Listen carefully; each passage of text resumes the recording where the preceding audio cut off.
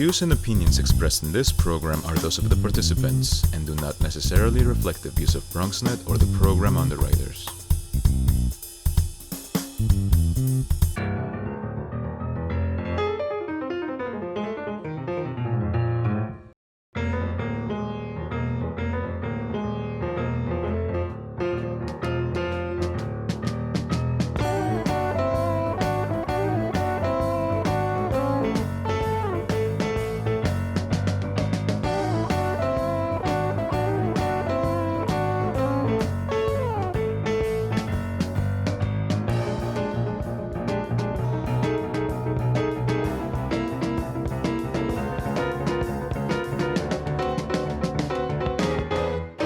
Good evening and welcome to BronxTalk.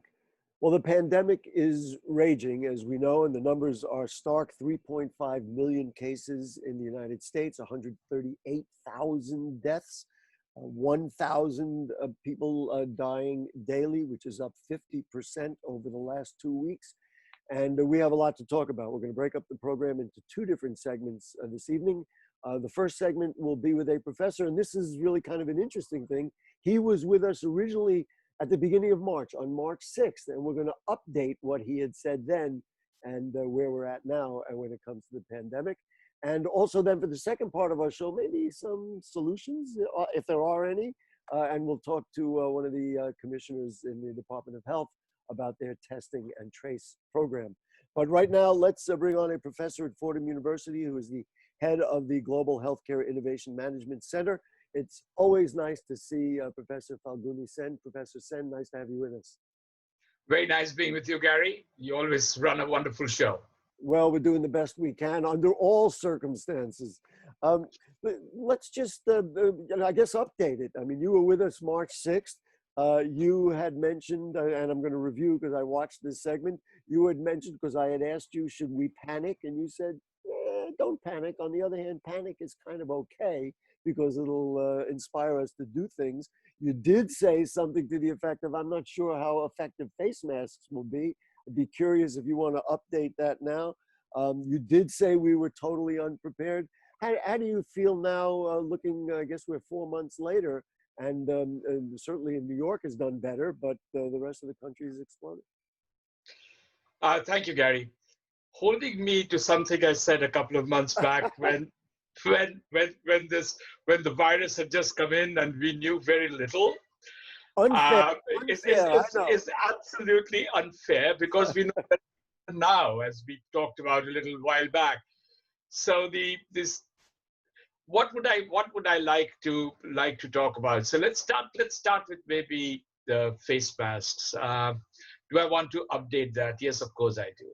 Of course I do. One thing we do know is that social distancing and face masks are the two things that has helped New York City and New York State. And I get very worried about the controversy that has been raised about it and the politicization that has taken place.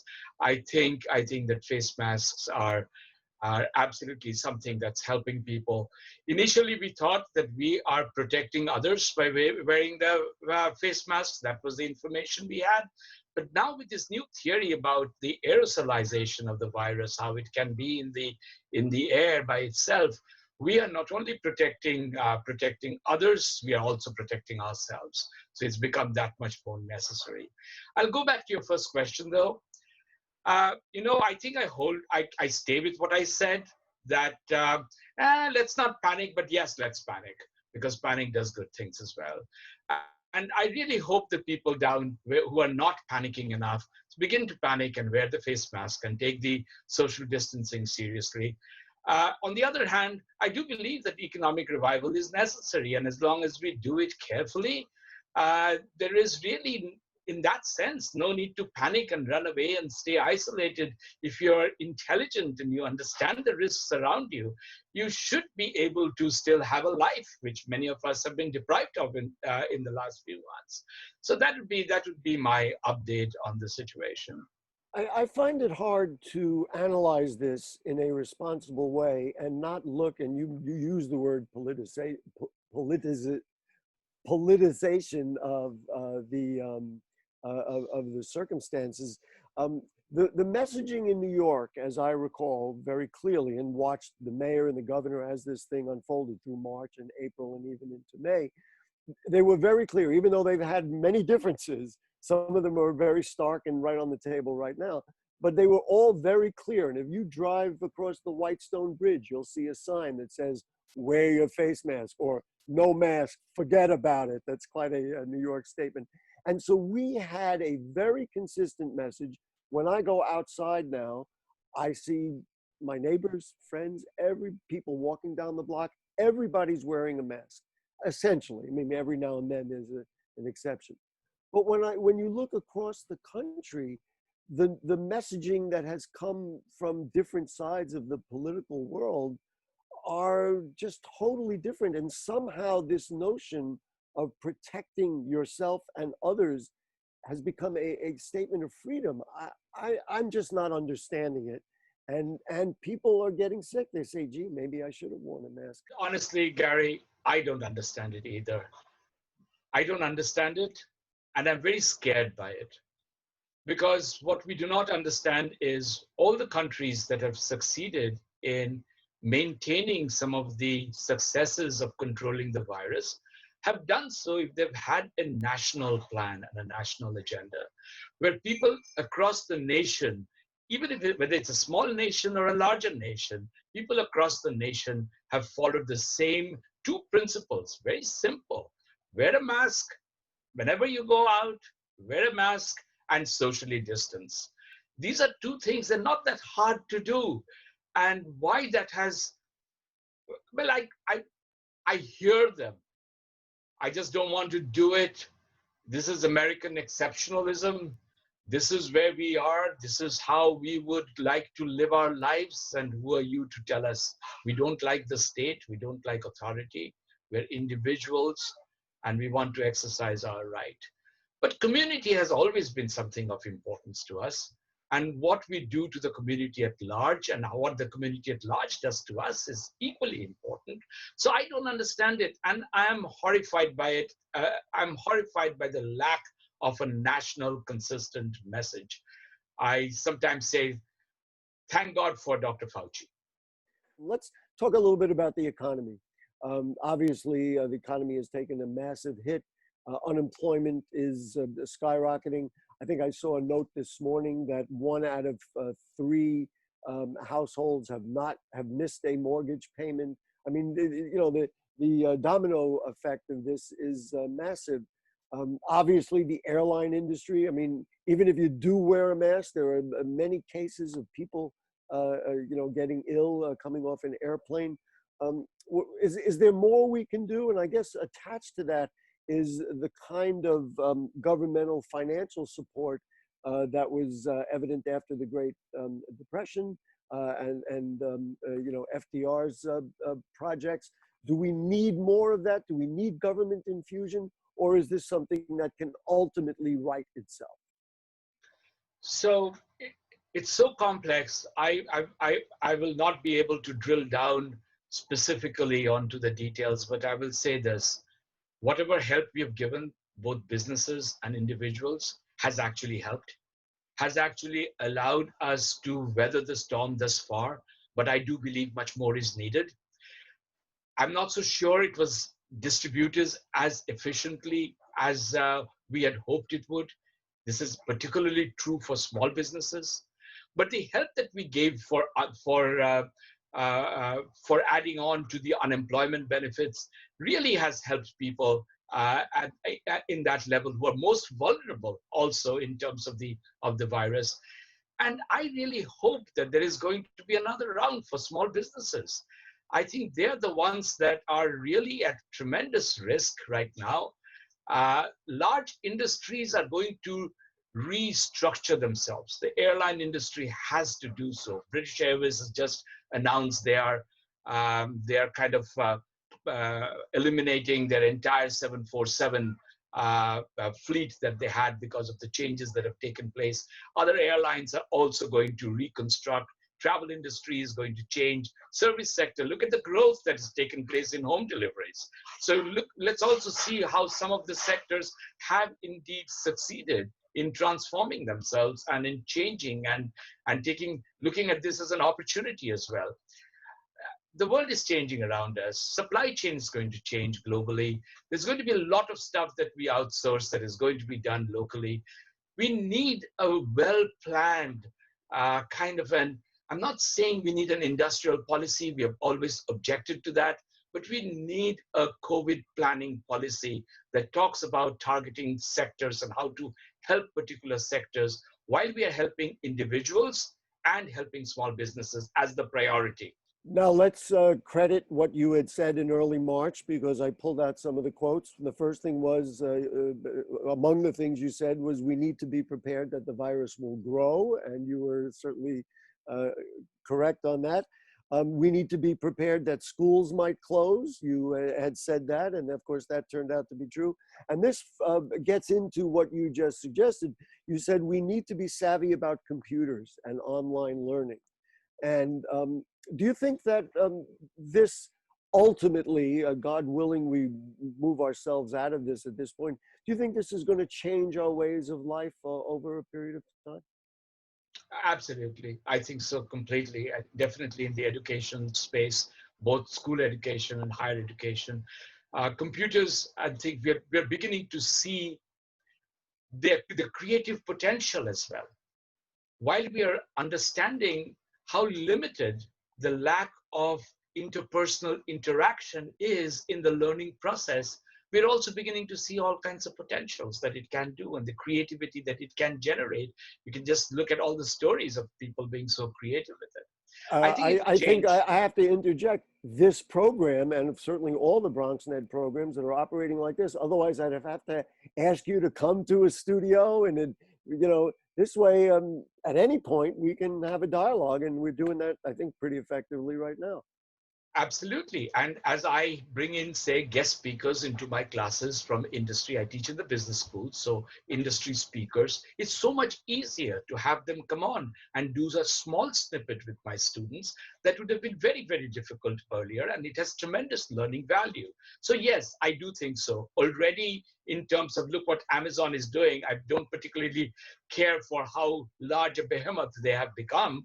But on the other hand, you see what the home delivery system, how it has actually grown and been creative. We just got to walk around Manhattan and see all the people who are part of the delivery business, and the new kinds of bicycles and tricycles and small carriers that are pollution free, that are running around in Manhattan. I think there is a tremendous hope even for the environment in the changes that are likely to take place. Well, for obvious reasons, as soon as the city shut down, the pollution levels dropped tremendously. Last question, we only have a moment. What should schools do? So that's a very difficult question. I'm sorry you have just a moment on it. I think we can well, you can answer. Go ahead. Session on that. Here's what I would like to say. I like say the Harvard model, although not all schools are obviously Harvard's, where students can come in, stay in the dorms, and we try to give them as much of a student experience and life as we can. However, a lot of the instruction can still be done online, even if they're on campus in a restricted way with what we call a de-densified population, which can meet the social distancing minimums that we absolutely need to have, and the mask wearing that we absolutely need to have. You answered from the perspective appropriately as a college professor. Of course, the public schools are a whole other thing. I'm going to conclude the way we concluded the last program. I said to you, and this was a quote right out of our program, hopefully next time we have you back, we can say we've cured the problem. We haven't cured the problem, but I'm going to say it again. Hopefully next time we have you back, we can say, oh, remember that pandemic we once had? I like the optimism, misplaced as it might be. Professor Falguni Sen from Fordham University. I'm so glad I've made a friend and somebody I can call when we really need help. Thank you so much. And you, of course, stay safe, wear the mask, stay distant, and we'll keep trying to do the best we can. And you too, Gary. Always a pleasure being with you. Thank you very much. All right, we're going to take a short break. And as I said, we'll be back with a Department of Health commissioner, and we'll talk testing and tracing right after this.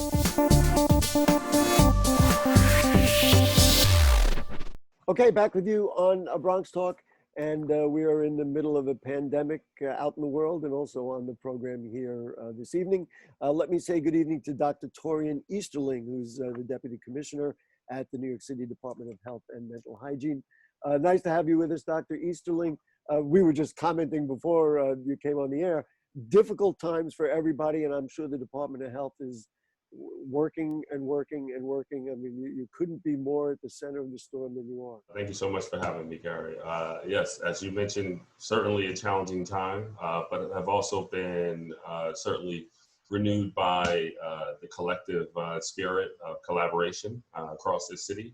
And I continue to see examples of that every day. So I don't want to spend a lot of time on it, but I'm going to agree with you that every time I look at the maps that they show on TV and New York, and like everything else is red, but New York is still where it is. And the credit goes certainly to the Department of Health, the State Department of Health, but New Yorkers also. Anyway, I do want to talk about testing, and I know you want to talk about testing. I know that there was kind of an exciting development, but before we get to that, who should be getting tested, and why is it seen as so important to get as many people tested as possible? certainly. So who should be getting tested? It's very simple. Everyone. Everyone should be getting tested. We now have the capacity to really state that and really offer universal testing across the city. If you think that you've been exposed to someone who has COVID-19, if you are showing signs or symptoms, or certainly if you do not even know, because it is possible that you may not have any signs or symptoms. You could be what we call that in the medical jargon, asymptomatic. You should certainly get tested. And we want to make sure that individuals know how they can get tested, where they can get tested. So there have been a lot of resources that have been posted online. And I'm sure we're going to go into more details, but I just wanted to really underscore that point. You know, you turn on the TV and you see the lines in other states that go around the block or around the blocks, and the people are talking about waiting, 4 or 5 hours to get tested. Then they get a test and the test doesn't come back for 2 weeks, which really doesn't help anybody, because during that time you could be reinfected, and by the time you get the result, something different might have happened. Why have we been able to not be in that situation right now, despite the fact that we have essentially the largest, most populous city in the nation? So certainly, I think that this is a challenge that even we're facing here in New York City. This is a national challenge, and I think as we have really called, rightfully so, by our leaders to call for more testing, and testing capacity has increased. The turnaround time, the time in which once you have your test completed, the swab is collected, and you to receive your results, people are reporting that they are not getting the results, sometimes 7 days out, maybe even longer.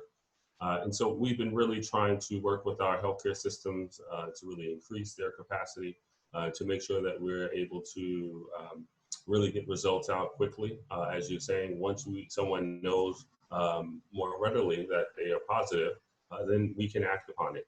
The other thing is that we've been really working across the city, specifically in the Bronx, and really happy to say that we have been doing something really innovative in piloting out a place-based strategy to offer rapid point-of-care testing, which means an individual can get tested. Their nasal swab is done on site, and they can get their result in 15 to 20 minutes. And this is something new that we've been offering to really make sure that we can, as you mentioned, connect someone who is positive immediately to resources. How can they protect themselves as well as their loved ones that they live with?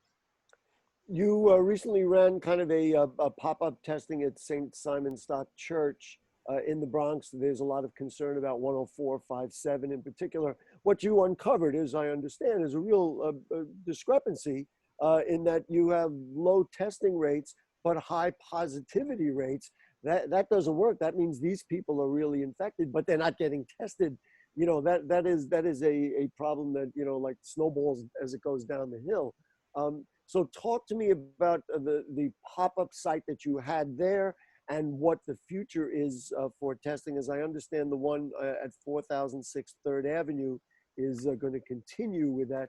but are you planning to do more? So absolutely. What I'll say citywide, what we know is that we're seeing low percent positivity, which means that someone takes a test, the likelihood that their test is positive. We are seeing low transmission rate.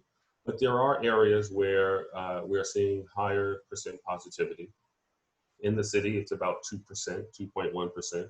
And then in some areas, we're seeing 3%, 3.7%, which means that, if we test more people, we're likely to find more cases. And so what we're trying to do is, we know that we have existing testing capacity at some of our providers, but this is an opportunity to add additional resources, additional testing resources.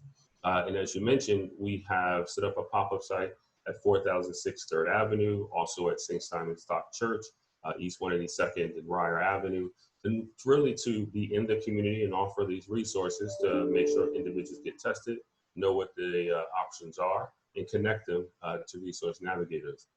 As we're seeing that there are individuals who are coming and get tested and are turning out to be positive. So this is saying that we are doing the right thing. We're really identifying cases. We're able to talk to them about family members, so potential contacts. So this means that we're going to have to continue to think about how we strengthen the resources there in the neighborhood. One, we know that our healthcare partners, so United Community Health Center, Bronx Care, St. Barnabas, St. Barnabas has been starting to offer community testing as well. So we want to continue to support our healthcare providers to offer community testing. And I think this is the way that we really drive up demand, to say that this is a responsibility that we all have to take. We have to provide our resources and get people connected to care. Do you anticipate expanding the number of pop-up sites? Is that the direction that this is going? Is that a useful tool? And then along with that, if somebody's watching us now and says, you know what, I'd like to get tested, what do they do? Yeah, so, as you mentioned, this is a multi-agency strategy, really thinking about our contact tracing efforts across the city. And so we're going to continue to look at data. We're going to continue to look at where we're seeing cases go up, because we are trying to avoid, maybe having a wave two. We want to try to avoid as much as possible. And so this is the opportunity. If we're identifying cases immediately, we can link people to care. So yes, this is a useful tool. We'll continue to look at other neighborhoods as well.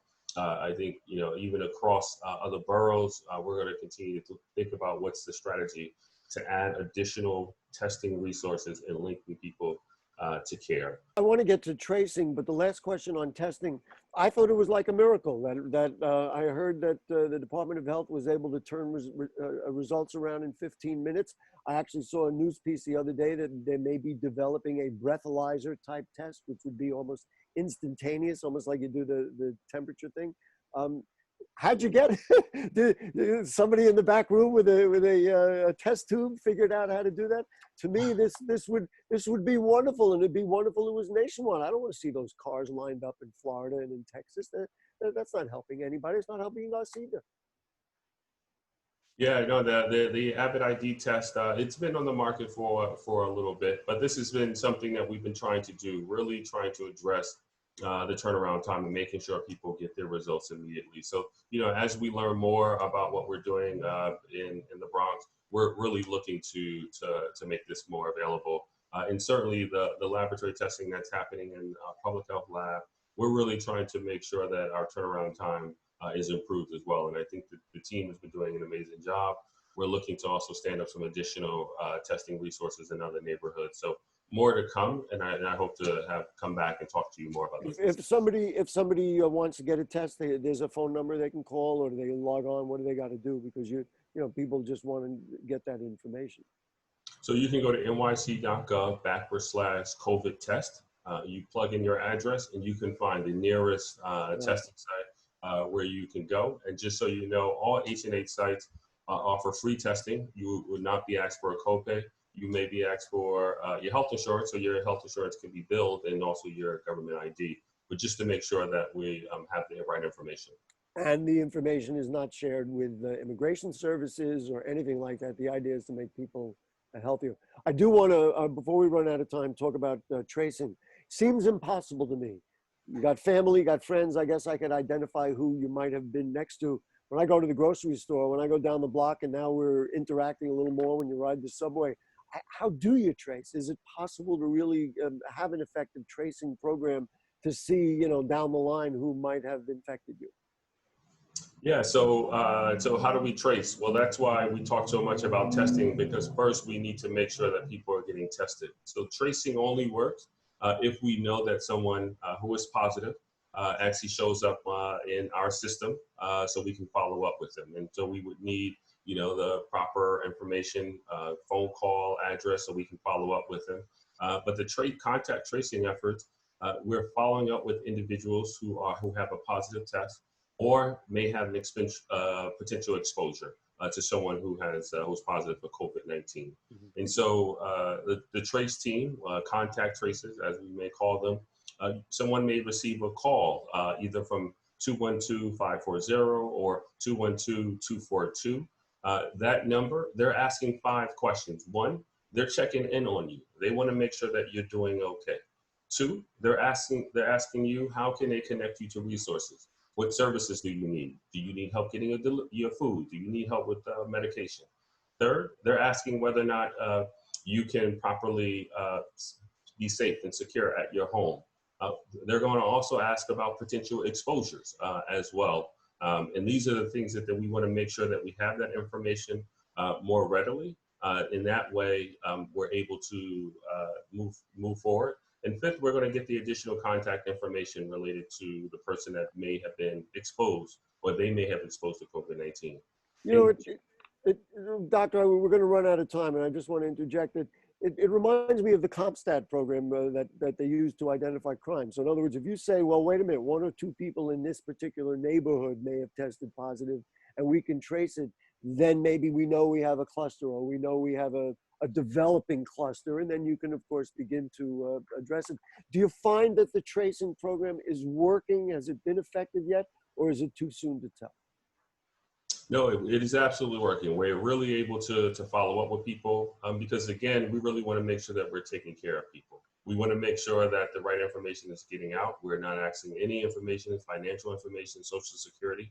And so really helping message that way. And we're also connecting people to hoteling program in the event that there may be crowding in the housing and they need help protecting themselves as well as their family members. Next week, we're going to be doing a show on mental health, and I think we're all feeling dragged down in many ways by this. And so many people want to have those questions answered. To be honest, the other day I had some sniffles and I was like, uh-oh, and you start to panic, and because you see what's out there and you see what, and then all of a sudden I was feeling sluggish and I was like, oh my goodness. For people, and that's a lot of people who feel that way, let's put out the information so that they can get some comfort, so they can get some tests, so they can protect themselves and their families. Let's just repeat it so that people will know, how do I talk to somebody? How do I find somebody who can really help? Absolutely. Yeah, I think it's important that, we've recognized that this has been a challenging time. Folks are dealing with a lot and experiencing, isolation and to some degree, anxiety and depression. We have NYC Well, and I think that has been a great opportunity for people to call 188 NYC Well to connect with someone, a peer support, a counselor, 24 hours, 7 days. Let's do that again. 888 NYC Well. Correct. Right, absolutely. 188 NYC Well, and that phone number is live 24 hours, 7 days a week, and you can connect with someone and talk with them. Someone to talk to, and it'll open up. They'll certainly know the resources to how to get tested, and you can do it, as you said, you can go online and do nyc.gov/COVID test, right? That's correct. Listen, Dr. Torian Easterling, thank you so much for all you're doing. Really, you are a first responder, a frontline worker, and we really appreciate everything that you do for the city of New York. And let's hope I said this to our previous guest, let's hope the next time we have you on the program, it'll be to say how we did in solving the pandemic. Wouldn't that be nice? Absolutely. Thank you for all you're doing. Great, thank you. Folks, we will see you next week. Thanks to our producer, Helen Greenberg, who does such a great job. And as I mentioned, we are going to talk about mental health, and we're all feeling a bit dragged down now, I think, and we'll try to address that with some top quality professionals. So we'll see you then. Stay safe, everybody, and have a good night.